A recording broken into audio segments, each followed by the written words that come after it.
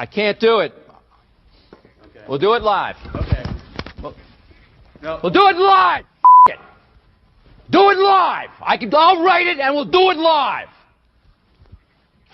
Thing sucks.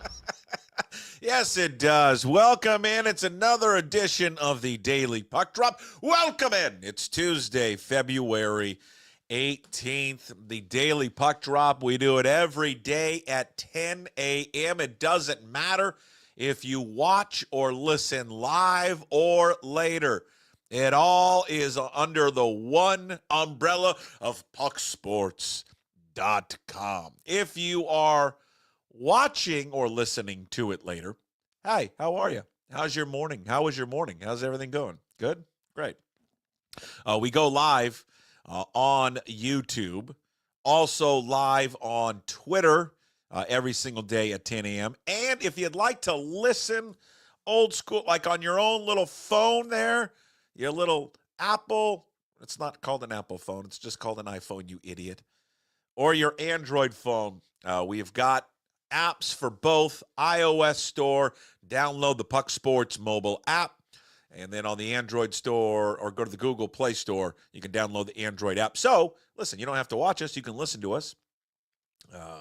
The live show, by the way, that's the way you can listen to the live show on your phone, in your car. And then, of course, if you are watching it live, in case you miss anything, everything is up later on the YouTube channel. And also all the podcast platforms. Just search Puck Sports on YouTube. When you're there, please subscribe to the channel. Leave a comment. We try to get to as many as we possibly can. And I always say we, and it's me. I try to get to them. And then, of course, all the podcast platforms that you know and love. Apple, Spotify, wherever you find your podcast, pucksports.com. I always mention this. I'm not being paid by YouTube. I'm just mentioning this because I do believe the YouTube one is probably like one of the best ones. If you like the video and audio, like going back and forth, like I watch a little bit of it, but then I want to go back and listen to it, like pick up where I left off, YouTube Music. The YouTube Music app lets you go between the video and audio. And when you switch over, if you're watching like the first 10 minutes of it, and you put it down, you want to go listen to it later. I can't watch it, but I want to listen to it. It picks up right where it left off. That's pretty neat. Huh? Pretty neat. All right, what do we got coming up on today's Tuesday version of the show? We're going to talk about Luis Castillo's future, which is something I didn't know until I read about it today. So we'll get to that. America! We're going to have to put the finishing touches on America debate that we had yesterday with the great Jim Moore, who wrote a column about it today on Jim Moore, the go-to guy, Substack.com, claiming he was being a lot of people coming after him for his take. And it's like 2 people who made any mention of it. Hey, but whatever you're going to do to get clicks there, go-to guy. Danny Kelly from The Ringer joins us as we, again, leading up to the NFL draft. We'll talk a lot of draft with Danny Kelly, his mock draft 2.0 coming up. And then Tim Booth, he's back. Seattle Times. He was in San Francisco this past weekend for the All-Star game. And we're not going to talk about the All-Star game. We are going to talk about NBA expansion, because there was no mention of NBA expansion this past weekend, which surprised a lot of people that it was never asked. It was tried. Tim tried to ask it, but he couldn't get up there apparently in time to ask the question. He'll inform you what the whole process, what happened with that. And then I just read this morning, and I'll promote it, at The Ringer. There's a long series of pieces that The Ringer wrote. One of them from Howard Beck, and Howard Beck's been covering the NBA for a gazillion years. One of, I think, formerly of the New York Times. One of the best, reporters in the NBA circles. And I'll be honest with you, he wrote a pretty depressing article about expansion. It's not his, and it's not like Howard's opinion. It's just the information that he's gathered on expansion. And it just came away thinking that, my God, man, like of something that I thought was rubber stamped, that we are getting an NBA team like soon. all of a sudden doesn't feel old, rubber stamped anymore. And the timeline is just embarrassingly long. So we'll get into that. And, of course, hey, what the puck? We are broadcasting as we always do. Look at that beautiful background. God, it's great. Isn't that a great background, by the way? What's your favorite thing in the background? I'm trying to remember. How do I do this? What's your favorite thing? That's my favorite thing right there. The Masters flag. Puck Sports Studios. For those listening right now, you're like, what is he doing? I'm just pointing out the background of the video like an idiot. Sorry, listeners. Puck Sports Studios, built by Limbach Lumber. Contractors, they got free deliveries from everything from whole house packages. Also, homeowner DIY projects, largest stock moldings in the Northwest, old school service because they've been doing it since 1930. We couldn't be doing this without the support of Limbach Lumber. So big thanks to Limbach Lumber, Mark, Matt, everyone over there. They're the best. Give them a call, 206-782-3487. Visit them online at limbachlumber.com. Does anyone hear the dog barking? Can you hear that? Of course, we're house sitting another. We're dog sitting someone's dog, and God bless Ivor, the little, I don't know what the hell that dog. That's not a poodle. I don't know what it is, but it's the little dog the Obamas had. What is that called? The one that's not, you're not allergic to. It's that one. We got a full house. We all know what's going on with Maple, the super black lab dog.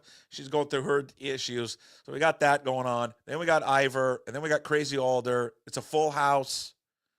The cat's around someplace. Haven't seen her in days. And then today, you know what's going on today in the household? It started last night, and then I'll quickly move on to Luis Castillo before we talk to Danny Kelly. The wife, the CEO. God, she's gonna hate me for bringing this up. Yeah, F it. It's that year. It's that year for her, even though she's not that old. It's that year for the old colon cleanse. The old. Let's flush the old system out. Make sure everything's A-okay. What I don't like about how she got to do it, she didn't have to drink the jug. Like her doctor gave her some pills or something that she got to take like last night, but then had to wake up at like 3 a.m. and take another one before going in today to get the, let's put the camera up your tush. And when I did it last year, like I had to drink, most people, you had to drink that huge jug. It was like 30 something ounces of just awfulness. She didn't have to do that. And I was like, you know what? F that, man. You should have to do and endure what I had to endure. And by the way, watching her have to go through the pill and then have to get up in the morning and take it again, I'd rather do the jug. It was better. And it made like her nauseous and stuff. So we'll be bailing out of here a little bit earlier for the show. Well, actually kind of normal time because I got to go pick her up from the hospital. So how about that, huh? She's going to be thrilled to know that I talked about that story, huh? Yes, she is. Nothing like colon cleanse day. That's what the title of today's show, Colon Cleanse Tuesday. Real quick before we talk to Danny Kelly, Luis Castillo, good article written in the Seattle Times about Luis Castillo's future. He talked about his offseason, talked about fishing, getting away from things, talking about how the offseason didn't bother him with all his names in trade talks, and hey, he's just focused on being here. And then Divish and the other reporters said Daniel Kramer did the same piece at MLB.com just about, how he, again, he understands it's part of the business. He always wants to be here, wants to remain here. One interesting thing that I did not know until reading it, and now I went back and looked at his contract, these guys' contracts are all over the place, is that his no trade clause ends after this year. I guess I must have missed that. So, again, they did not move him. They actively shopped him this year. They could not pull anything off. People probably didn't want to pay that price, plus then give up major league ready talent. The point of bringing this up is no doubt we'll revisit it once we get there to the off season. Once we get through this one, and then they'll probably try to ship them there in the off season after this year. But and again, that's kind of about the only noteworthy thing. It's their first full squad workout coming up today. Their Mariners spring training. Chris Egan is down there. We'll talk to Egan coming up on Friday. He'll have all the pictures and the videos for us. One last thought before we talk to Danny Kelly coming up, and then it's Tim Booth. America. We did the the show yesterday that I did not think we would talk about until Jim brought it up about Canada, U.S., and the Four Nations thing that I had no clue about this tournament. In fact, I texted, this was like Furness. I texted Furness like, I don't know, a week ago, I think. What is this? What's going on? Just tell me, like, give me the cliff notes of it. He told me everything that's going to go on. I'm like, all right, that sounds fun. Cool. Maybe I'll tune in. I did not. I'm mad now that I didn't tune in till last Saturday because that just seemed like it was an awesome game and everything that came out of it. And then we brought up what transpired during it with the fight because of the booing. Now, the booing has been taking place before the Four Nations. It's been taking place in Canadian cities, everything that's going on with the tariffs and, hey, let's make them the 51st state and all that kind of stuff. And Jim just said, hey, I don't understand it. If I was Canadian, I would do it too. I understand that. I just tried to point out to Jim that, hey, well, yeah, but part of the reason that the U.S. reacted the way they did, the players, I don't think it's all of it, is because of that. So if you don't know, they started, within 5 seconds or 3 seconds on Saturday, they started a fight. And I think part of it was Team USA saying, hey, we're playing for our country. It's a lot of pride on the line. So, he went all in on him. And I got no problem with it. I got no problem with the fans booing the anthem. And I have no problem with how the U.S. players reacted to it. If you want more on that, on Booing Gate, America, Jim Moore, the go-to guy at Substack.com. My favorite part is the people that are calling him libtards. My favorite part. All right, let's talk NFL draft. Danny Kelly, the ringer. It's mock draft time. It's not 1.0, it's 2.0. Ladies and gentlemen from the ringer, it's all things NFL draft. He's here, and it's Danny B. Kelly on Twitter and Blue Sky, senior staff writer, Ringer Fantasy Football Show. But now it's the Ringer NFL Draft Show. Hello, Danny. What's happening? I'm doing great. How are you? I'm good. Thoughts on booing the anthem? Go. I'm for it. Yeah. F you, America. Hey, look, if Canada was talking about making us a state or whatever, a province, I think people would be pissed. So I kind of get it. Yeah. Come on down. Here's the thing. I will allow them to be a state if we get some things here. I want Tim Hortons. Tim Hortons got to be in every city now. Mm-hmm, mm-hmm. Okay? It's got to be. I don't think I've ever been to a Tim Hortons. Is it basically like McDonald's? What's the deal? No, it's like a breakfast place. It's like Dunkin' Donuts. Got it. But better. But like 100 times better. And so we get a better Dunkin' Donuts in exchange for becoming a province. Yeah, what else do we get? I'll take it. What else do I want? I'm trying to think. Poutine be our national heard about that delicacy. Yeah. You've never had poutine? I think I've had it, but not lately. It's fries, basically cheese, and like with gravy. Yeah. Hangover food. Okay. But yes, no, I understand. I understand the booing of the national anthem thing. Yeah. I do understand it. Well, it's Jim Moore, the go-to guy, Substack.com. Go read his column that he put out today. He's got a fabulous picture of a sheep in there too. So go check that out. All right, let's go. Can we just go through the Danny Kelly mock draft 2.0, please? Let's do that. I want to go through it. I love it's funny. Can I tell you a little secret? I love the NFL and I love football. All right? I do. I love this. I love the draft. I do. They're selling you hope. They're selling you hope, Puckett. Yeah, they are. The future. And I love all drafts. Actually, let me backtrack. I don't like the Major League Baseball draft just because I don't know any of the players. I used to love the NBA draft. I mean, just adored it. Like, that was my favorite. But that was also back in the day when, like, those guys would stay 3-4 years, and so I knew them. You could figure out who they are. Yeah. I don't know. I don't know any of them now. Right. Lagos Shiganowicz, from Poland. I don't know who the hell that guy is.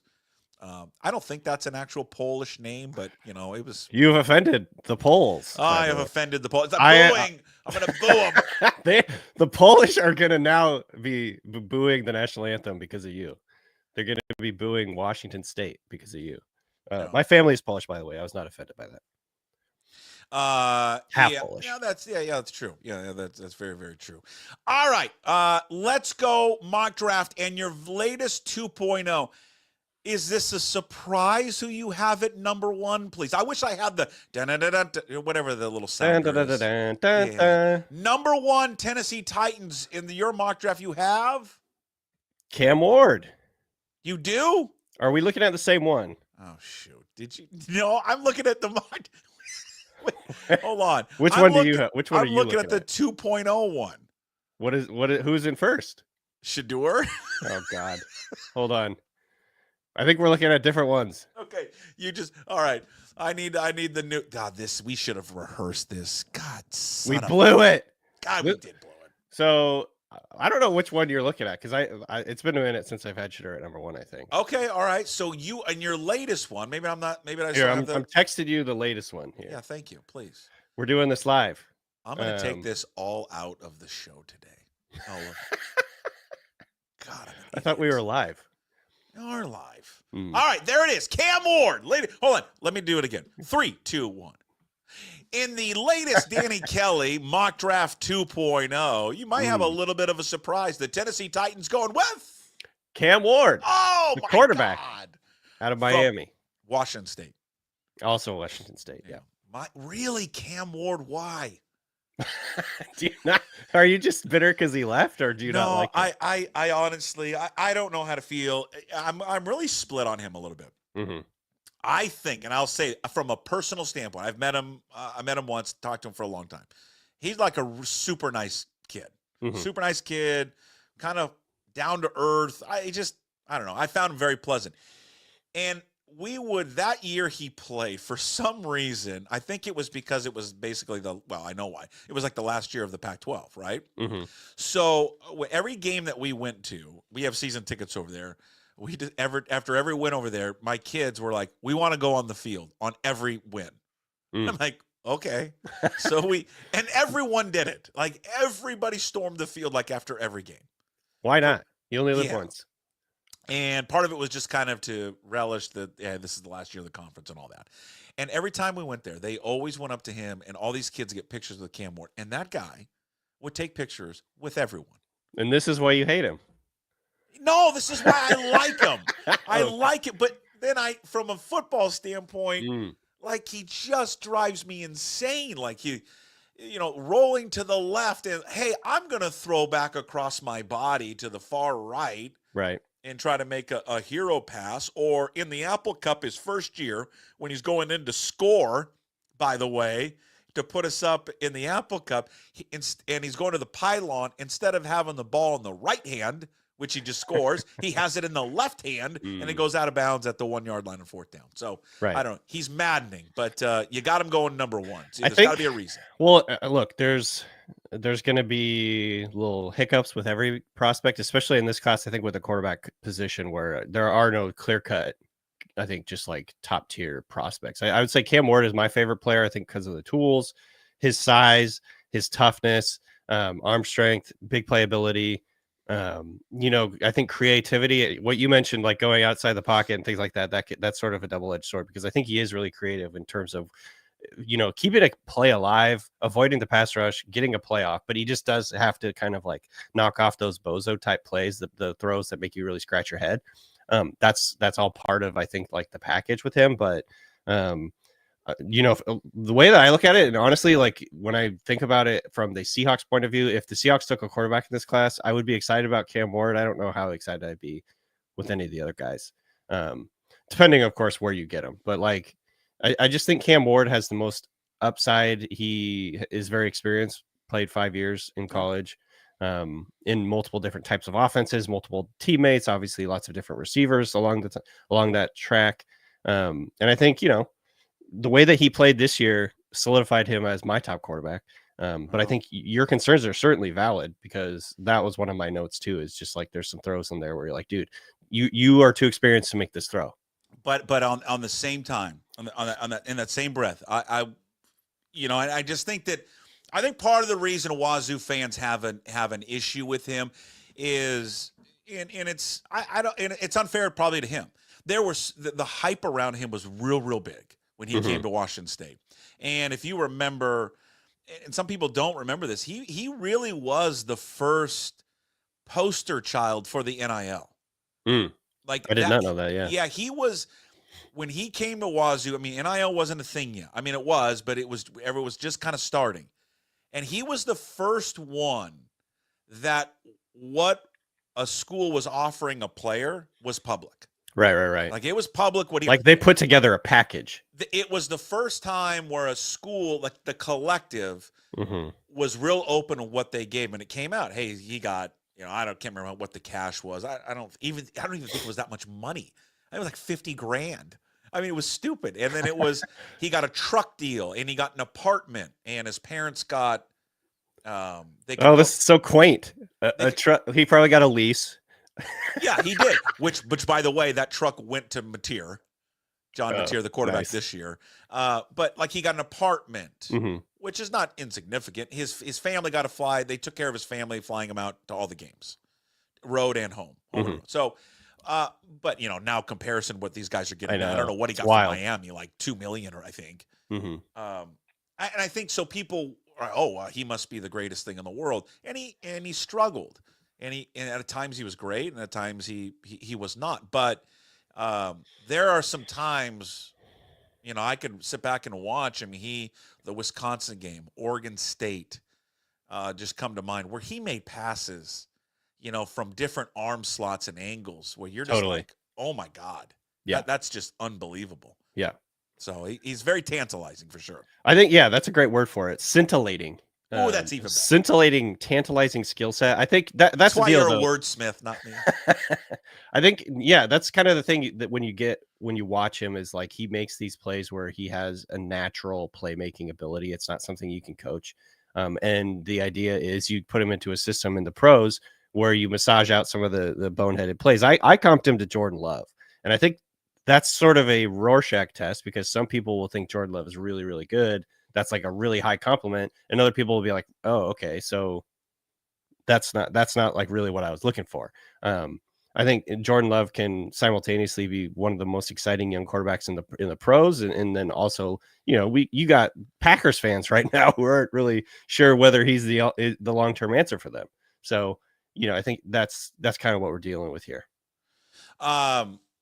Yeah, I just think that it's gonna be fun. It'd be fun to see him go number one. All right, number two, Cleveland Browns. Who do you got? Let me pull it up. I got Abdul Carter. Let's make sure we're looking at the wrong. Are we looking at the same one still? Let's see here. There's so many mock drafts at this time of year, by the way. Yeah. But yeah, this is I got Abdul Carter. I don't know how to feel about this one, because I do think with this news that Deshaun Watson tore his Achilles again, the Browns are going to be potentially in on quarterback. You know what I mean? Like the contract situation there with Deshaun Watson, it makes this very complicated. But there's this thought that they can kind of get out of the contract potentially, or at least like not pay quite as much of it, because the insurance company is going to be paying some of it. That lowers the cap hit.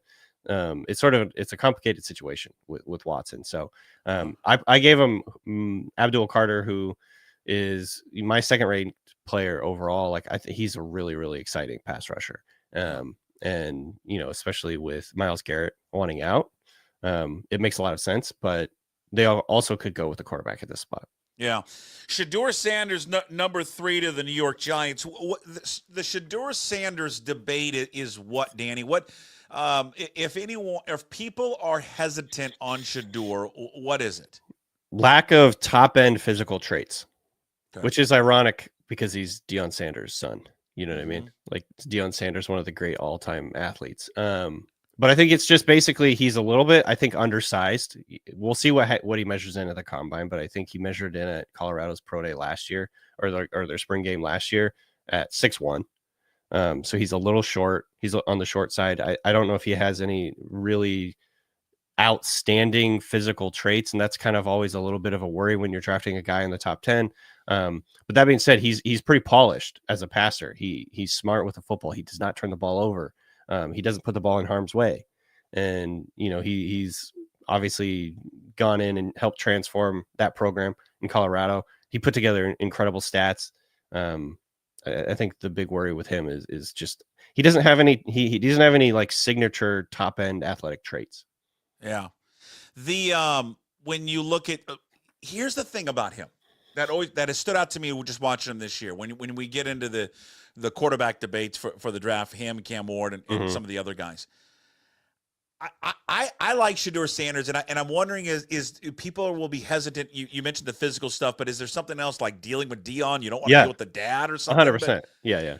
I watch, and I've referenced this a million times, and people have probably heard this. They're going to get sick of me bringing this stupid game up. I watched the Kansas State game, and in that game, his top two wide receiver, Hunter, and then the other guy, and I'm blanking on the other guy. They get knocked out of the game. And he's throwing to like, backups and the backups. Right. And he's getting the shit kicked out of him. I mean, his offensive line's terrible, and he's just getting hit on every play. And he stood in that pocket, and he threw every pass. And he damn near almost won the game. And I just remember, because I was kind of a little annoyed with Shedeur. The whole, hey, we can't play the fight song after a touchdown. We got to play his rap song and all that stuff. And I'm thinking, is it more substance over, actual play on the field? But I don't know, Danny. I came away from that game in particular going, that is one tough SOB. Yeah. I think team I would take him. That's absolutely, kind of the take on him and the opinion on him. He's polished. He's super tough. And he took a million sacks. I think actually the last 2 seasons he was like top 3 in sacks taken in college football, which is also a little bit of a red flag. But I think obviously the offensive line has had its struggles. And the other thing that I mentioned earlier is like he just takes care of the football. He had one of the lowest turnover worthy play rates according to PFF in college football last year. In other words, he's not putting the ball in harm's way. He's distributing it to his playmakers. And there is this, from everything I've heard, like really, really tough player, really mentally tough, and able to stick in there, play from the pocket, know he's going to get hit and get the throw off. Those are all things that I think a lot of teams really like. I know Tom Brady was like raving about that, which is why a lot of people are making the connection to the Raiders. So strongly is I think Brady had mentioned, or at least it was reported, that he really liked how tough he is in the pocket. He is. He just, that's certainly one of the traits that I think stand out when you watch him. Yeah, his teammate, you got him going, number 4 out of Colorado. Of course, that's Travis Hunter. A perfect team to go to, New England Patriots. Yeah, I think. Why do you say that? Well, I just see it. Just like Travis Hunter is like flash and big time, playmaker. And I'm thinking perfect fit. Upper, New England.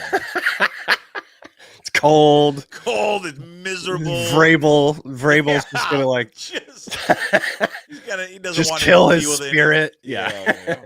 No, I think. Well, it is schematically a perfect spot for them because I think they need a receiver. They could use more help at the cornerback position on defense. I think the more I think about it, the Patriots feel more likely to take a guy from the trenches if they can, because Travis Hunter obviously playing on the outside on either side of the football, and I don't know for sure like if he'll play full-time roles in the NFL. What is your take on this? Should he play on both sides of the ball like full-time? Where would you play him? Would you play him at corner? I think I would play him at corner and then moonlight on offense. Can I, me being an NFL scout, I will be honest with you, I feel like he's a better wide receiver. Yeah. Than he is a cornerback. I don't know. I think he excels at both, and I think whatever decision he makes, he's going to thrive. And if I want to be a wide receiver, I think he'd be a great wide receiver. Yeah. I think he'd be a great corner. I don't know at the NFL level. I don't know if he can double dip on both. That's a lot to ask, man. But I wouldn't put it past him. I think it's such an interesting thing because this is such a rare situation where this is again one of the top athletes in the country, like full stop, insane athlete. And you just don't really see guys that have produced at both sides of the football like him. And I think he's going to want to play on both sides of the ball, but it's going to be like up to the team that takes him. And I think the coaching staff that takes him to see kind of how it goes. I kind of go both. I go back and forth on it because I think it's harder to find a really good shutdown corner in the NFL. But that being said, the value of having a playmaking receiver is also pretty damn, alluring, especially for some of these teams in the top, part of the draft where they just need playmakers. They need guys that are going to go out there and like score touchdowns. And he could be that guy for them. So it's a really tough question. I think right now I lean just because I don't see how it would work like logistically where you're playing offense full time and then moonlighting on defense. Like, I just don't know how that works. Yeah. Are you coming in on every third play? Like, how does that work with the other guy who's playing? You know what I mean? Whereas like it's much more common in like a regular, I guess, that like a receiver will play 50-60% of the snaps. He's not in on every play. He's in when they're throwing. He's not in there when they're trying to like do a run play and block and everything. So I don't know. I like logistically speaking, it makes more sense to me that he would play corner full time than like moonlight on offense. But some teams might see it differently. I think right now the general consensus is he's a corner who plays receiver sometimes, but I think there's definitely people in your camp that are like, he's going to be a stud receiver. He might be the top receiver in this class. It's going to be fun to watch. All right, let's skip ahead. You got back-to-back teammates at Michigan, Will Johnson, Mason Graham, going 5'6", Jacksonville Raiders. The first tackle off the border, offensive lineman, I believe, Will Campbell, number 7, LSU, going to the Jets. McMillan, the wide receiver from Arizona, going to Carolina at 8, which is great there for Bryce Young. Shamar Stewart, the edge rusher from A&M, going to the Saints at 9. Let me get to 10. Round out the top 10. God, I love this pick. I love your mock draft. Number 10. You've got Ashton Jeanty going to the Chicago Bears. I love it. You ever heard of a little guy named Jahmyr Gibbs? No, I think Ben Johnson has. Yeah. So I could see Ben Johnson seeing the value. Obviously, this is like maybe not his choice because he's not the GM. Sure. But having a guy like Jeanty who can take some of the pressure off of Caleb Williams in terms of like he is able to he breaks so many tackles and he is able to access different run lanes that most running backs can't because of his short area burst. I think that really could actually pay dividends for Caleb Williams. I know a lot of people sort of out on the whole idea that running backs really matter. But I think when you're trying to build up a rookie quarterback, especially a guy who had such a kind of like a up and down rookie season, really struggled with taking sacks, like take some of the burden off of him to do everything, get a guy who can create on his own. It reminds me a lot of the Marshawn Lynch variable that Russell Wilson had early in his career. Like give Russell Wilson a guy like Marshawn Lynch who can create on his own and take some of the burden of the offense off of him. I think that would be huge for the Bears, even though maybe this isn't like the most value-based or analytical-based pick. Also, I just want to see Jeanty in an offense run by Ben Johnson. I think that would be super fun. I think they could utilize him in the passing game a ton. And right now, I just don't think the Bears running backs are difference makers at all. So I just kind of like that pick. Yeah, no, I wherever he goes, I just think he's going to be fantastic in the NFL. He's just everything. I like this. Maybe it didn't go away. I like this rebirth of the running back. Same here. And he's just phenomenal. He's just got everything: speed, the cutting ability, the power, just all of it. I love the fact that he went to a smaller school and he's going to be the first running back off the board. All right, let's get all the way down to number 18. We obviously know what the Seahawks need, and that is offensive lineman, offensive lineman, offensive lineman, offensive lineman. Now, in your mock draft, and I've seen others, this is the first time I've heard this guy. At interesting. Number 18, Danny Kelly. Tell us who you have in your latest mock draft the Seahawks taking. Armand Membu, who is a tackle from Missouri. He is a guy, he's very interesting. First of all, he has really light, springy athleticism. He's light on his feet. He moves his feet really well. He can get out in space, make blocks. He played right tackle for them mainly. But there's some thought just based on his body type. He's 6'3". So I think he's kind of like a tweener in terms of his length and size. Potentially a guard at the NFL level. I think he's a type of guy who could play both positions. But that's actually what I like about him, because obviously Abe Lucas hasn't been able to stay healthy consistently. Maybe he ends up at right tackle. Armand Membu does. Or maybe as a rookie, Lucas is healthy and Membu can just go in there, play guard, and be really good at guard and give the Seahawks an offensive line they finally can kind of like protect and create in the run game. So I've actually seen Membu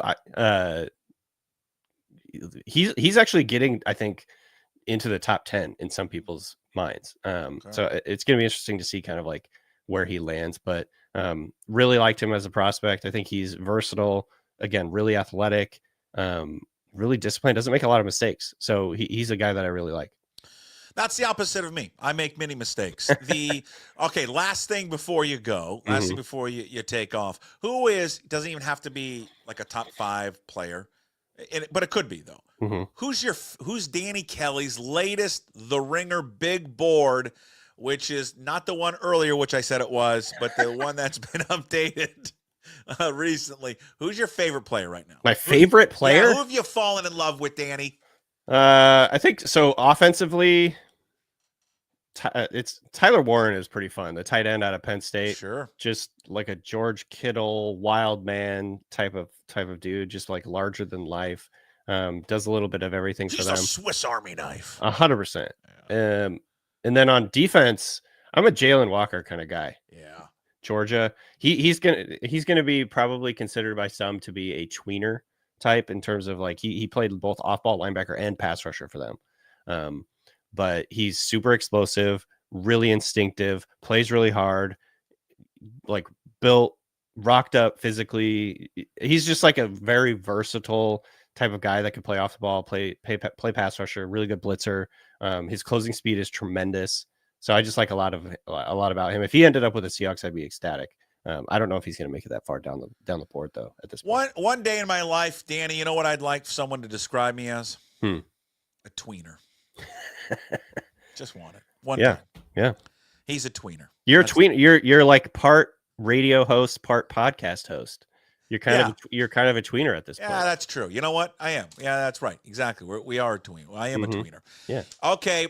Next, we'll talk more draft next week. If you've got, when's your next mock? You got another one? When's your new updated mock draft coming up? I think either late next week or the week after that. We're going to the combine next week. Oh, you already are? Combine time. Going to Indianapolis. Oh, I love combine, Danny Kelly.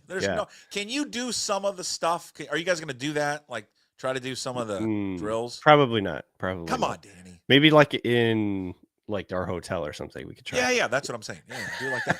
We Not tried actually on the field. I'm saying like in your hotel room, set up something. At the Super Bowl, we had like this argument whether we could run 15 miles an hour. So we tried to do it on a treadmill at our hotel. The treadmills only go up to 12. And could you do 12? I could do 12 for a very short amount of time. Yeah. Before I was starting to feel like I could be in danger. Yeah. I think I could do 15 with a good warm up and like some good shoes on. I was basically running in like Vans slip-on shoes. That's what I'm saying. Do that. Yeah. Do it. Go to the gym wherever you're at and do the. I'm gonna hurt myself though. I don't want to get hurt. NFL draft show combine. Great idea. Just like when you guys did the beer pong at the Super Bowl Radio Row. Right. All right, Danny, you're the best. We'll talk to you next week. All right, sounds good. There he is, Danny Kelly, Danny B. Kelly. Follow him on Twitter and Blue Sky, senior staff writer, Ringer Fantasy Football Show, and right now, Ringer NFL Draft Show.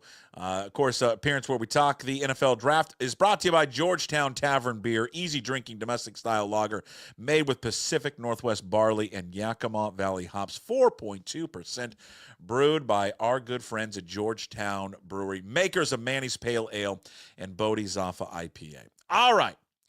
This past weekend was the NBA All-Star Game, which they made all these changes to it that no one could understand and, frankly, no one liked. One of the bigger topics was supposed to be going into it, was going to be that Adam Silver would talk about expansion, would talk about Seattle. However, expansion was never brought up. And our guy was down there from the Seattle Times. Ladies and gentlemen, Tim Booth of the Seattle Times was in the Bay Area to cover the NBA All-Star Game. He joins us right now on the show and thinking he's going to get this right. He's going to write a big story about expansion and what Adam Silver had to say about it. And then you get there and Silver, he gives you the Heisman. He stonewalls everyone, Tim. Doesn't even answer any questions because no questions were asked about expansion. What happened? You think I was kind of pissed about that? I think your editor probably at the paper and people who paid for you to go down there were probably upset about it. Yeah, exactly. funny enough, my wife said, I read your story. I could tell just by how you wrote it, how pissed off you were about how everything played out. So what happened? Why? Because I think many people were like, hey, why did no one ask about it? There's a good answer to it. Explain to our listeners and viewers what happened. Yeah, so it's a fair question to raise, because you would think in that kind of setting that question is gonna come up, and it should be asked. Now, the way that a lot of these availabilities with commissioners or executives are handled in this kind of setting at these kind of events is there's a moderator that kind of handles everything. You go up and say beforehand, hey, I'd like to get a question in if possible. I've been on the side when I was with the AP of kind of being the guy who sometimes would get the first question when sometimes these opportunities would be in Seattle, and the AP wouldn't have one of the national guys there, so it would go to the local guy, and I would be the one to ask the first question. So I get that, we all kind of understand, like, AP is going to get a question, ESPN is going to get a question, Danny's Place, The Ringer is going to get a question, USA Today. Like, there's a process to how this works, so everyone understands how the game is played. But eventually you kind of get through those guys, and then you want to get on to some other people. What irritated a lot of us, not just me, but there was others there who had very specific questions they had for Adam, was they cut it off after, I think it was 8 or 9 questions. And he had talked for about 30 minutes. He had kind of, in some ways, filibustered a couple of answers on some other topics. The Luka trade was one of the things. Which I didn't understand that question, by the way. We can talk about that later. I didn't get it. Yeah, I don't understand why people think it's bad for the league. I think the question could have been asked a little bit differently, but yeah. So there was the Luka trade, there was the Jimmy Butler trade, there's where are things with just the general state of the game. The ratings were down earlier in the year. How does the league view that in the context of so much digital now part of the footprint of sports and the NBA in particular? So get it. All those questions have to be, should be asked, frankly, but then not to get around to making sure that expansion is asked about when he has not been available in any way to the greater domestic media since September it was stunning at first. And then I think I personally got angry that they did not allow for enough questions to be asked to where that was brought up. And that's not the responsibility of anybody who did ask a question. They have their own reasons and their own topics that they wanted to touch on, but to not allow the opportunity for someone to ask about expansion in that setting was really, I think, short-sighted by the NBA, and it pissed a lot of people off, frankly. Yeah. You and I, okay, so the fact is that listen, national guys were asked it. I'm not sure why national guys didn't. I mean, I know there's a lot of pressing issues in the NBA. Why expansion wasn't brought up, I mean, that's, I guess everyone's got their own agenda in terms of what they wanted to ask there. And if you've got a limited amount of time, I get it. What is the latest buzz, though, with it? You and I have both read an article this morning from The Ringer from Howard Beck, who's covered the NBA for a very long time. I think if you read that article from Howard Beck, you come away thinking, oh, my God. Like, they may not expand at all. And if they do, it's going to be in, like, 2030 or 2035. Yeah. What is the holdup right now with the league not pressing forward with expansion? Because when he came out, I think it was a year ago or maybe less than a year ago, I mean, Tim, it felt like we were on the doorstep of it. Hey, the announcement's coming soon, and the process will start, and we're talking 2027. It feels like we're not even close to them coming back in 2027 now. Yeah, so there's a couple of factors at play, which in theory they could get resolved fairly quickly and fairly soon. Whether that happens, though, is kind of the unknown. So the biggest issue right now is the sale of the Boston Celtics. And the reason that's the biggest issue is simply that whatever that number ends up being that the Celtics sell for, the expansion fee is likely to be in that neighborhood. So if the Celtics sell for $6 billion, which is just a baffling number to think of, there's a high likelihood the expansion fee is probably going to be around $5 billion. If they sell for $5 billion, the expansion fee might be lower, closer to $4 billion. Now, the longer that the Celtics sale drags out, to me, that's a sign, and I think Howard Beck mentioned it in his story today, that's a sign they're not getting the number that they wanted for the sale, in which case they can't get the number that they want for expansion. So that's the first and probably the biggest tipping point in this whole process is, when will the Celtics sell? How much does it go for? The Celtics sale is a little unique in that they do not own the building. They don't own TD Garden. The Bruins owner actually owns TD Garden. So the Celtics are a tenant there. So their sale doesn't come baked in with the added, benefit of having the arena as well. So the number can be a little, skewed over what the final number could be, but most people think it's going to be in that 5 to 6 range that the Celtics sell for. Until that sells, there's going to be no move. There's going to be no movement. There just isn't. The league is not going to start an expansion process until it knows that one of its flagship entities has sold and exactly what that number is.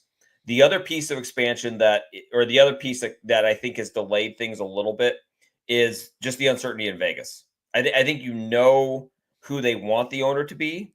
I think you don't know what the building situation necessarily is going to be. Okay, who do they want? Is it LeBron and his group? It's Fenway? LeBron, yes. It's Fenway and LeBron. That's the group that they want to have and be the owner in Vegas. The former owner of the Bucks, whose name is slipping my mind right now. Oh, yeah, I know what you're talking about. He's kind of part of a group that's also kind of openly saying, hey, we want to be part of this process in Vegas. They seem to have an arena plan for a big ass project that's on the north end of the strip, right. Which would include a big hotel, a casino, all that. So there's that piece of it that's kind of getting in the way. There's the Oakview process, which, if Oakview's original plans for Vegas had come to fruition, then this probably wouldn't be an issue there right now, because they'd be building at this point. Tell people, because they hear Oakview, that's Tim Lewicki. They are trying to build another arena in Vegas. Correct. The Oakview had plans a couple of years ago for a project that was going to be south of the strip. It was going to be near where the high-speed train that they're constructing between LA and Vegas, where the terminal there, or their station there in Vegas, was going to drop off at. Big hotel casino project right along the freeway, but not on the strip. And that just never kind of came to the plans got scuttled about a year ago.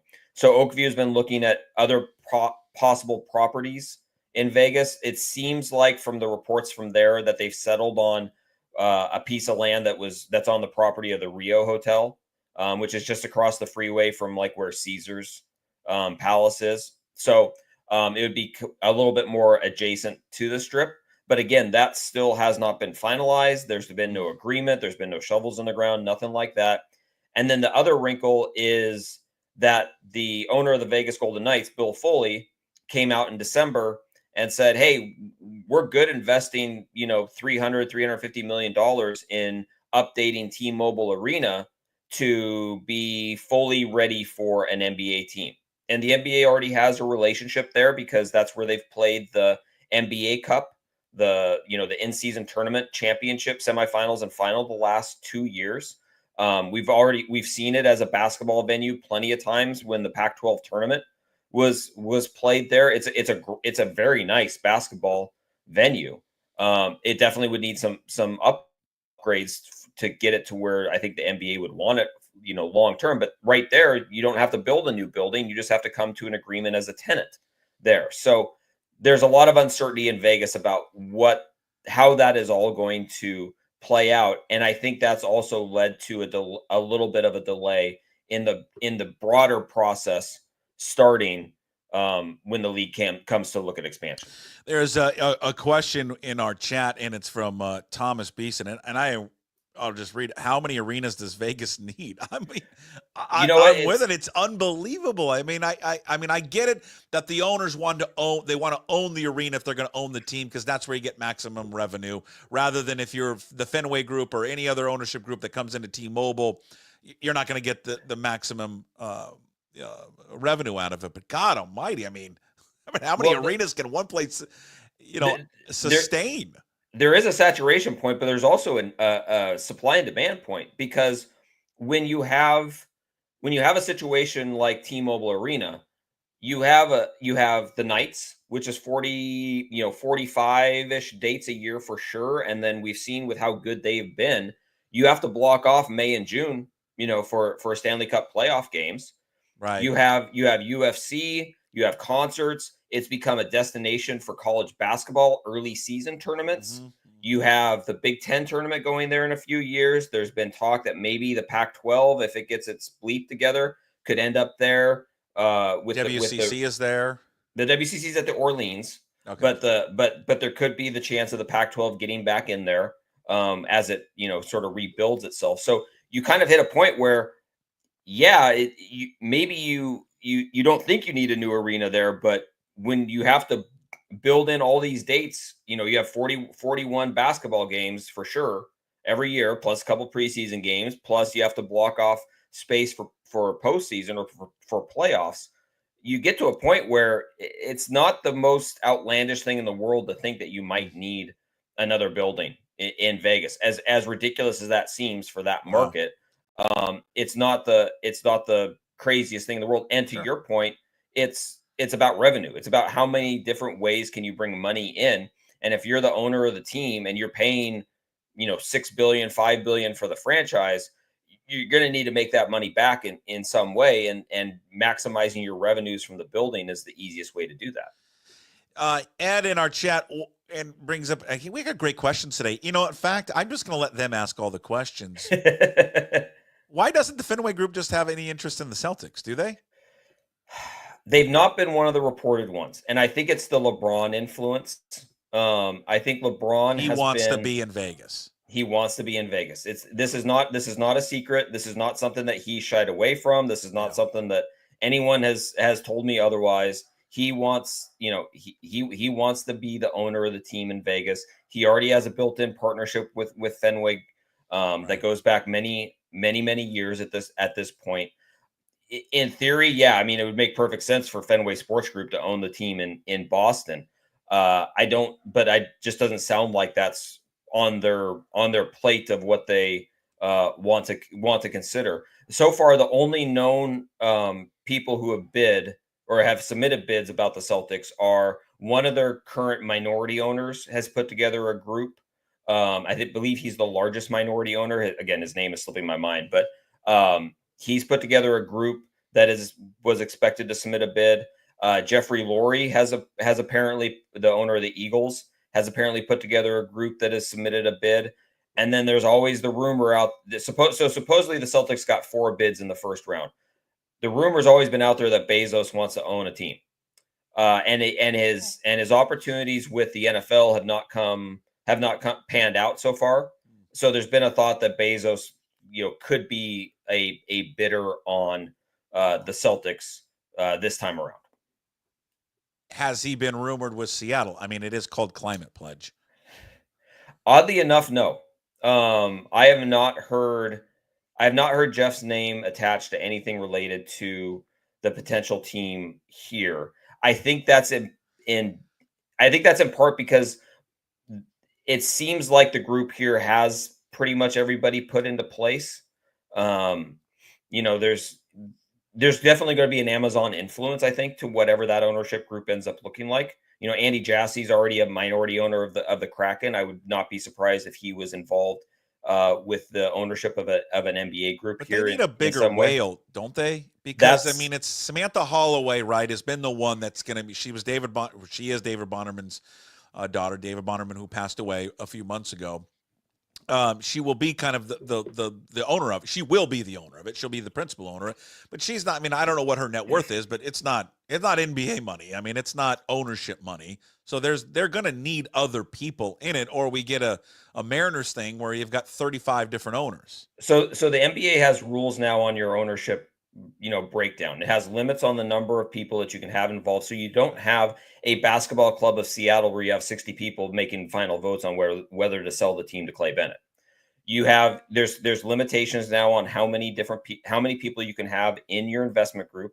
There's also the private equity space now where you can have a private equity company, firm, holding, whatever, have up to 20% of your franchise in private equity. And there's a percentage stake that everybody has to be able to put in. So my understanding is the percentage stakes around 1%. So if the sale price is $5 billion and you want to be part of the Seattle Supersonics ownership group, you have to be able to put in 1%, which is $50 million. And that's to have 1%. 1%. You can claim you're an owner. I'm out. I'm out. I was gonna throw my name in there, but I'm out. Yeah, you can claim that you're an owner, but it's going to cost you $50 million of investment. So you're right. At the end of the day, you got to have a whale. You got to have someone with some big money that's able to come in and be able to say, hey, I can put down 40% of the total. I can put down 50% of the total. Whatever that final number is, you're going to have to need someone who's got $2 to $3 billion available to do this. Did you write? Was it you that wrote in leading up to covering it down in the Bay Area? You had talked about obviously the Holloway and the group that own the Kraken, that they're the ones who have always been considered the leader. Yeah.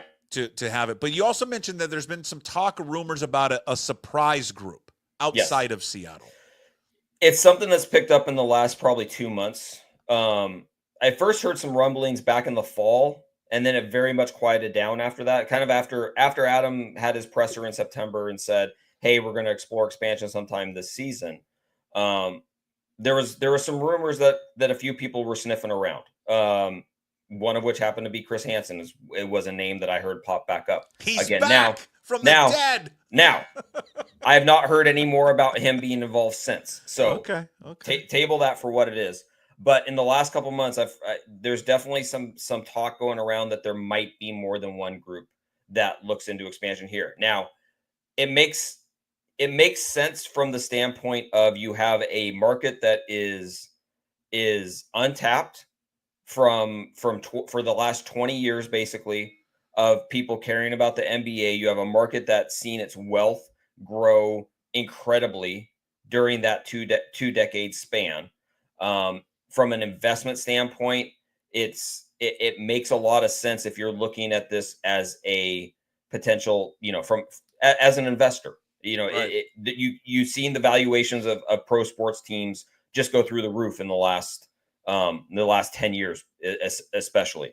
So that part makes sense. The part that doesn't make sense is then you're a tenant if you plan to play at Climate Pledge. And if you don't plan to play at Climate Pledge, you're having to build a new building. Then where the hell are you building the building? Then you're definitely pushing the start date of a team out beyond to 2029, 2030, most likely, if that's the road that they're going down. Now, the NBA would love for another group to come to fruition here, sure, because it creates competition. Right. It drives that expansion price up. It says, hey, you want $5 billion. Okay, now we got two groups that can do $5 billion. Who can do 5.5? It's why I think they float out Mexico City all the time. Mexico City, Vancouver, Montreal, Louisville, Kansas City. Like name your other city. It's entirely about driving the competition up and driving the price up for the two markets that make the most sense. Like Mexico City's great in a vacuum. Like you'd have the entire country to yourself. It's not that difficult to get to and from there, but there's so many other issues that come into play with going to somewhere like Mexico City, or the idea that they've kind of floated out of London or Rome. Like that's great. NFL, that's great in the future, but take care. It seems like they're trying to get ahead of taking care of yourself domestically before throwing out these pipe dreams of other places outside, North America. It's like in the Howard Beck piece that's at the Ringer today, where he speculated, hey, there's a thought that they want to let Curry and LeBron retire because there's a thought that they want to start a European league, that they would like to start the European league first and then go to expansion. One thing that came out of this weekend was there was very little buzz about expansion. I mean, obviously Adam wasn't asked about it, but there was very little conversation about expansion, which kind of I found funny considering the Ringer is dropping this big series this week about expansion. But there was some talk about Europe. There was a little bit of talk about this idea that Silver floated when he was in Paris about it wasn't so much about creating a European, division or anything. It was more about having NBA branded basketball partnerships in Europe, because EuroLeague right now is thriving over there. Yeah. You see the talent that is coming from Europe to the NBA. Like, it makes sense to strengthen those partnerships. And it's led some people to think, like, I was talking to Kenny Atkinson, the coach of the Cavs, and he was like, and he's coached in Europe before. He was like, I would love the idea of having NBA teams in Madrid and Athens and Paris and whatever. It's a fantastic pipe dream, but if you take care of that, you're short-sighting your marketability, your market share, your potential here domestically, if that's the route that you're trying to go right now. That's why I don't buy into the dilution of talent. I just don't buy into it. I don't buy into that. There's so much talent over there. I mean, you watched them in the Olympics when France played the U.S. I mean, how many? I'm trying to think back real quick. How many NBA guys were on the France team? There's like 5 or 6, right? Maybe. I think it was like 5 or 6, something like that. It wasn't like a whole roster of them. No, it wasn't. And this ties in. You and I were texting before the show. This ties in with something that I was having a conversation with an NBA assistant coach, and we were talking about changes to the league, like what needs to happen to change the style of change the quality of the play, change the style of play, make the regular season matter, essentially. Yeah. And one of the ideas that's come up is going to adopting more of the FIBA, the international basketball rules, which one of the things is playing 40-minute games. You play 4 10-minute quarters. If you go that route, here's the things that happen. Your star players are on the court more. Every possession matters more. Your star players aren't as tired because they're not playing 44 minutes a game. They're not playing 42 minutes a game. They're playing 35, 36 minutes a game. It manages their health better over the course of the season. And you might have guys on the bench who are really good, who are getting 22, 25 minutes a night and are significant contributors. Like, your sixth man is really important to what you do. But in a 40-minute game, that role is going to be diminished. Yeah. And that guy is going to be looking for an opportunity where he can go play 35 minutes a game. And where's that going to be? And that might be, as you start to disperse the talent a little bit more, that might be through expansion. That might be where you get your, as those guys were talking about in the Ringer story today, you have your tier 1, tier 2, tier 3 players. You might get like 3 or 4 tier 2, tier 3 players on an expansion team if you went that kind of drastic route in how you change the game. Yeah. In which case, you then don't have an expansion team that wins 15 games. You have an expansion team that wins 30, 35 games and might be in the playoff conversation, right out the bat. I think it's an interesting look at different ways that could tie into this entire process. Is how do they change the game? And then how does that potentially trickle down toward the benefits or how that would affect, having 2 more teams come in? What did you make of Beckett in that story saying, giving a timeline for expansion process to an actual team? He said, hey, it's anywhere from 3 to 5 years from when they start talking about the process to where that team is actually on the floor. I mean, Tim, if that's the case, we're potentially talking about 2030, maybe even beyond that. At that point, and full disclosure, you brought this up when we were texting earlier. At that point, would Seattle want it anymore? If it's 2030 or beyond, do people here just say, you know what, I'm done, just move on? I think, to me, this is a tipping point.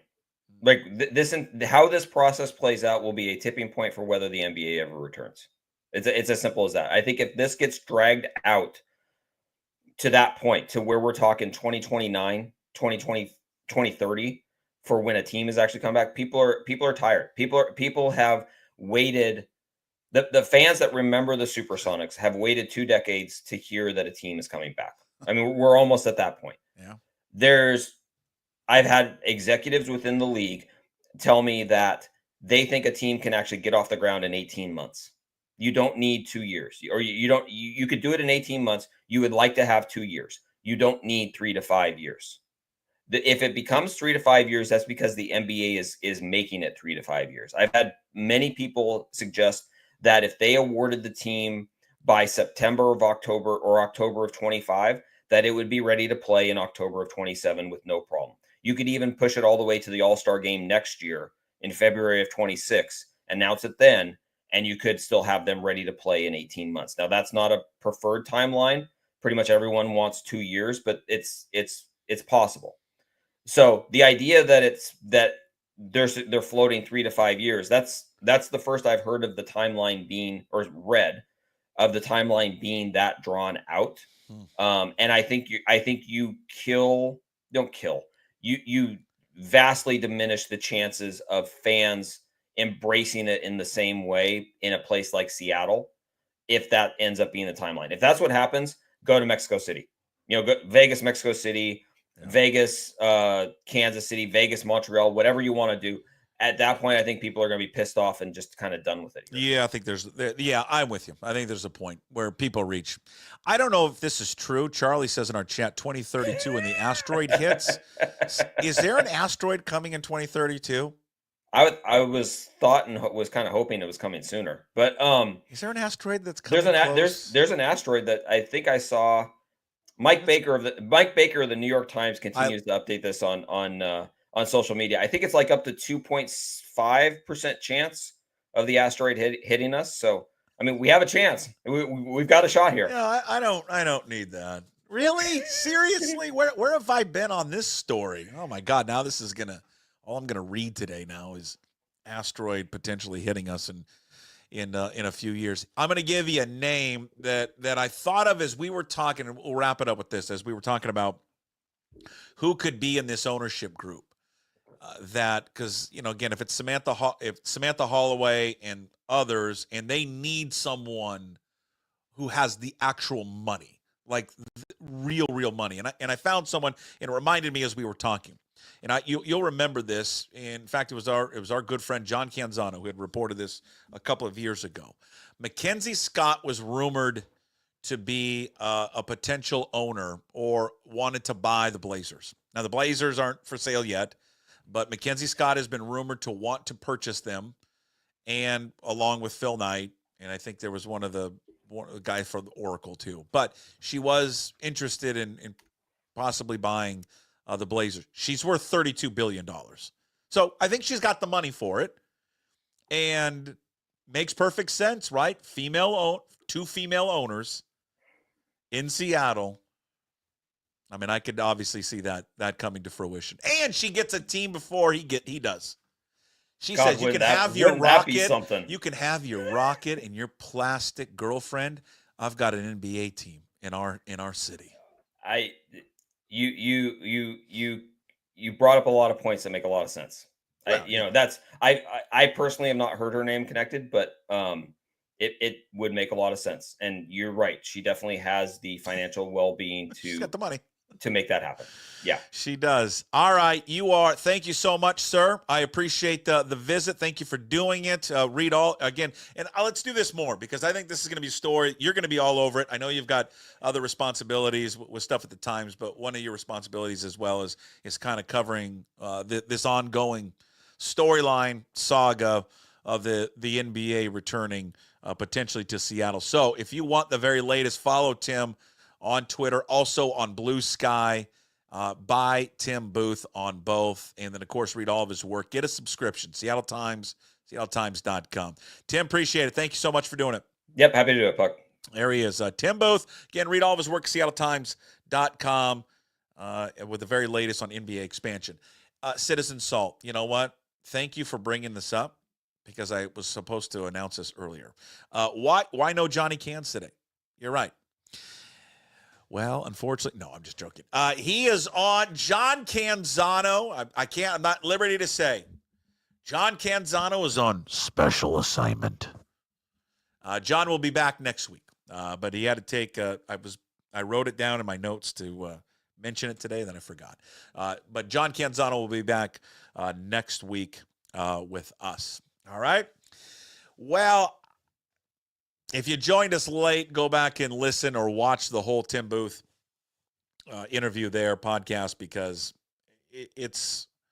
I think there's a lot of frustration, I think, from a lot of us. I'm a huge NBA fan. I want the Sonics back. I know some of you don't, and I totally understand. I get it. I do. I want it back. I love basketball, and I want to see that team return. It's my favorite team ever, and I'd like to see them again. I'd like to see the colors again. I want my kids to see it, but I want it to happen, and I want to stop being dragged around. I would also go read, if you want to be fairly a little depressed, Howard Beck, NBA reporter, writer for The Athletic, for The Ringer. He wrote a story about expansion. They did a whole series of articles on expansion, and he gave the timeline, and you come away reading it going, man, it doesn't seem like it's going to come. Maybe that was the purpose of it. Maybe that's what Howard Beck was being fed. I don't know, but you don't come away reading that going, oh, it's on the horizon. It in fact feels a long ways away. And then how he ends the story is like, well, hopefully we'll see you in 2035. If it gets that far, I just think people are going to revolt here and just will not want it back at all. I agree kind of with Tim's sentiment on that. Okay, let's get to it before we get to Hey, What the Puck. I'm going to give you a small version of it. It's the countdown to the NFL draft with Dane Brugler from The Athletic. We've got not one, not two, 7 shows with Dane. First podcast is going to be released later today. Then the normal release will be on Mondays with Dane. If you want to watch or listen to the full podcast, you got to sign up to be a Pucks Posse member. $5 a month. You can follow Dane on Twitter at DP Brugler and all of his work at The Athletic, athletic.com. He's got the Beast, which is the Bible. The Beast is like this thick of NFL draft coverage. It will be coming out later today. I got to put the finishing touches to it, and then it will come out. I'll give you a video and audio of it, 30-plus minutes. Our first installment with Dane Brugler, the NFL Draft Countdown podcast, as we just kind of do today an overall thoughts on the draft, the strength of it, the depth of it, and then in our future visits with Dane, like I said, we got 7 visits with him. Next one coming up in 2 weeks. We'll look at individual positions that, kind of tailor towards Seattle. Offensive line, defensive line. We'll get into the other positions too, the strength, running backs, quarterbacks, all of it. And then Dane will join us one last time after the draft to kind of put the finishing touches on it. We've been doing this a long time with Dane, going back to the radio days. Was one of our first sponsors, by the way. I was just thinking about this guy today. I'm texting with him right now. That Mike's Chili Parlor. Mike's Chili. Shout out Mike if you're watching or listening. Mike was the first sponsor of the Dane Brugler show, breaking down the draft. How about that? And that was a long time ago, and Dane has skyrocketed up the NFL draft circles and world.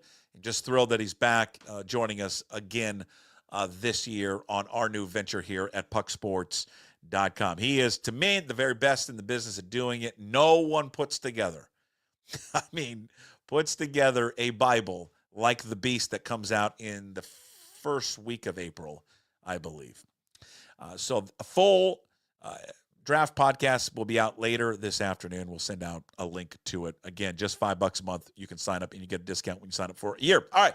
But to entice you to sign up, to entice you to want to go watch and listen to it, give you a little snippet of our visit early this morning. Myself and Dane talking about just the overall class of this year's NFL draft. Every draft, I think you have to almost look at it position by position for depth, some positions deeper than others. I think just in terms of the strongest positions this year, both at the top and then also how deep it goes, defensive line, tight end, running back. Those are the 3 positions that stand out above the rest as being, all right, there are guys at the top that we project as NFL starters, guys that will come in and really fill an impact role for an NFL team. But also, if you wait until the 4th round, you feel pretty good about the guys that are going to be there at that point at those 3 positions. Just looking at the top of this draft, it's every draft has its own identity. And a lot of times people will describe or kind of base the identity on the quarterbacks. Like last year we had 6 quarterbacks drafted in the top 12. I think that's kind of the lasting memory of last year's draft. But with this year, it's going to be a little bit different. We don't have the quarterbacks like last year. No. There's still going to be guys that are going to go. Cam Ward from Miami, Shedeur Sanders, Colorado, but it's not like last year. And so it'll be interesting. The Titans at 1, the Browns at 2, the Giants at 3. How does those 3 picks play out? I think there's 2, just looking at non-quarterbacks, I think there's 2 guys at the top, clearly in that top tier. That's Travis Hunter at Colorado, Abdul Carter, the pass rusher from Penn State. And then say like 3 to 12, I think it's wide open. You could sell me on 10 different guys, who should be at number 3, or another team might look at them at number 10 in terms of just the best players in this draft. And then after that, between picks 13 and 45, I think are interchangeable. So there's different tiers to this draft if you want to try and break it up. So, if you are if you're picking 5 overall, usually every year that's kind of a good spot to be. You feel good about getting a top 5 player. This year, that's just a little bit different. If you're the Jaguars sitting there at 5, I think you're looking at your options saying, well, hopefully we can trade back because we feel a lot better about the guy we're going to get at 10 maybe, and also picking up a 3rd round pick or, trying to take advantage of the depth of this draft. So it's not a weak draft. I'm not going to say that. It's just maybe not as top heavy as some other drafts are. So and again, the full Dane Brugler podcast, again, for Puck's Posse members, we go 30 plus minutes breaking down his just overall thoughts about the 2025 class. It will come out later today, probably, I would say around 1 o'clock. 1 o'clock we'll have it out today. 30 minutes of just talking about the strengths of the draft, 3 key positions of where the strength is. How does that fit in for Seattle? What does Seattle do at 18? And overall thoughts about just not only the quarterback talent in the first round, but the talent that you can find later. And then the talent also in the running back class. Dane, again, I can't just say enough great things about Dane. He's just fabulous. If you have listened to him before, or you have read his stuff, you know how good he is. If you are unfamiliar with him, familiarize yourself with Dane Brugler. You can follow him on Twitter at DP Brugler. And again, all of his work up at The Athletic. And again, he has I call it the Bible. He calls it the Beast because it's a beast. Comes out in the first week of April. And it is unbelievable how big this thing is and the depth of it. So full podcast with Dane coming out at 1 o'clock today for Puck's Posse members. Sign up today for just $5 a month. Also get a discount if you sign up for a year. That also gets you the full podcast weekly with Ryan Divish. We do play obviously a free portion of that during the shows on Wednesday, but you get the full 45 to 50-minute podcast with Divish when you sign up to be a member. All right. What are we going to do? Hey, what the puck? We wrap it up with that. Brought to you by Restoration One in North Seattle, your restoration company that lets you avoid the stress of water, fire, and mold damage with their property restoration services. Locally owned and operated. Make them your first call when those damages affect your residential or commercial property. 206-817-8917. Visit them online at restoration1.com, the North Seattle franchise.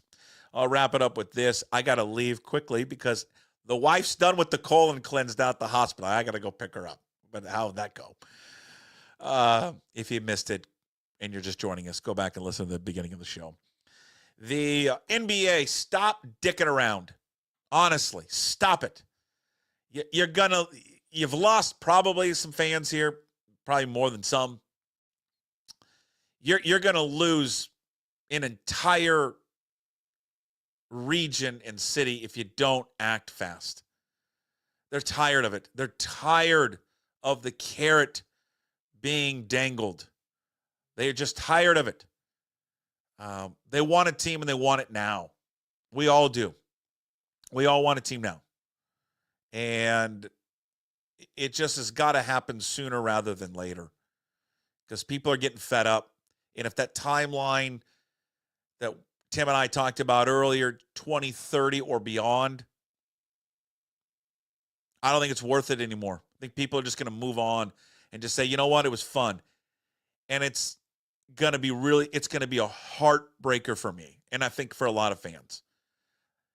The core of this city, and I know it's changed, and the DNA of this city has changed, and it's fine.